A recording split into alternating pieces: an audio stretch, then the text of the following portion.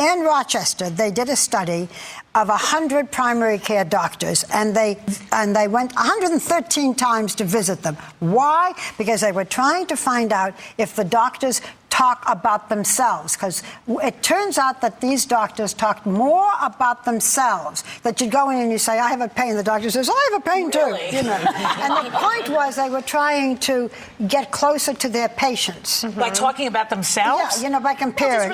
Yeah, they want to relate. But they said it didn't do any good because the patients walked out and said, wait a second, they didn't talk about me. Well, that's why you need to go and, like, I bring a list. I like to talk to my doctor, and I'm chatty too, so we end up just talking. So I just bring my list, and then once in a while I go back to number 2. I'm the one waiting outside for the next appointment. Yes, well, I'm talking. Exactly. But if you bring a list, at least you hit all the points that you want to discuss when you're in there. That helps me anyway. Stay on track. Go ahead, you go. No, I was going to say, well, I go in with the list. It's not my doctor. It's our marital counselor, therapist, whatever you call them. I go in with the list of everything my husband is doing wrong, and I go in with my list. And our therapist won't shut up. He's like, well, when I had my anger problem with my wife, and I'm going, am I paying $150 for this? He will not shut up. Did you ever tell him to shut up? I keep telling him I need to talk because I have my list, and he keeps bringing it back to himself so that we can relate more. But I just, you know, I'm just sitting there. I'm working on speaking up because in my mind I'm going, will you shut up? You know who really annoys me is the guy who gives the mammogram. That guy. Well, I haven't gone yet. After they put your boob in the vice and they squeeze it like a Monte Cristo sandwich, you know, then I don't know if I've told this story. It's actually happened. I'm standing over like this, and you're naked, and he's feeling your boobies, and this doctor says to me, "Did you ever see the movie Mrs. Doubtfire?"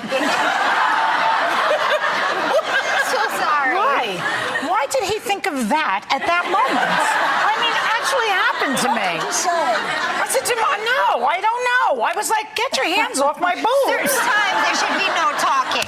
Like when you, like the internal exam, maybe not so much talking there. Like no small talk when you go to your gynecologist. Let's just pretend this isn't happening. It's just what everyone should be doing. They think out loud. Oh, let's see, maybe it's a brain tumor. No, don't keep it to yourself.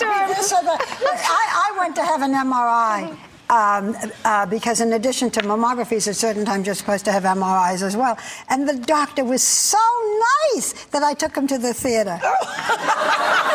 We went to see Deuce, you know, Angela Lansbury. After he examined you could actually go to the theater with him? We did.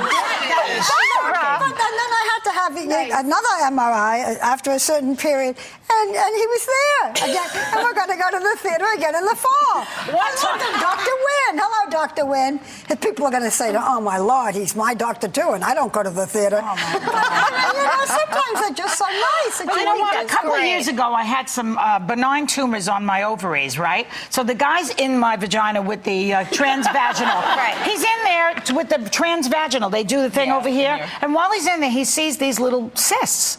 And he's got these there, and he goes, oh, I'm so sorry you have to go through this. Now, while you're in there, I said, could you take your hand out of my vagina, and let's discuss this in your office? You're having a lot of bad problems with your doctor. I don't know why I have to have these chats while I'm on the table. Why don't you say something to them beforehand, like preemptively strike and say, I know you're really nice. I don't like to talk during these visits. Maybe that's what you should do.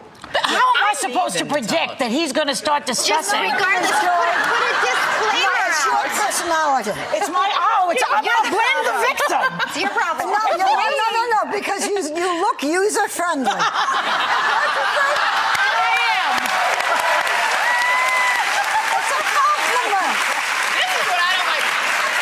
That's good, Barbara. That was good.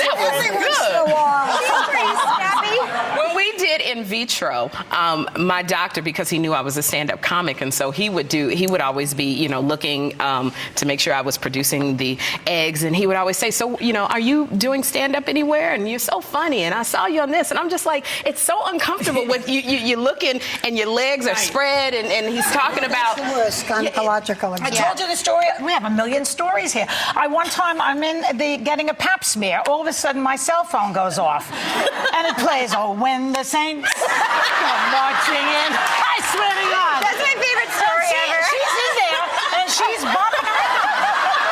With a little one. The Vagina Monologues by Joy Behar. We talk sometimes about what's the expression? Too much information. Yeah, TMI. TMI. get a colonoscopy, it'll start playing Long and Winding Road. By the Beatles. You know, Dr. Story was sick.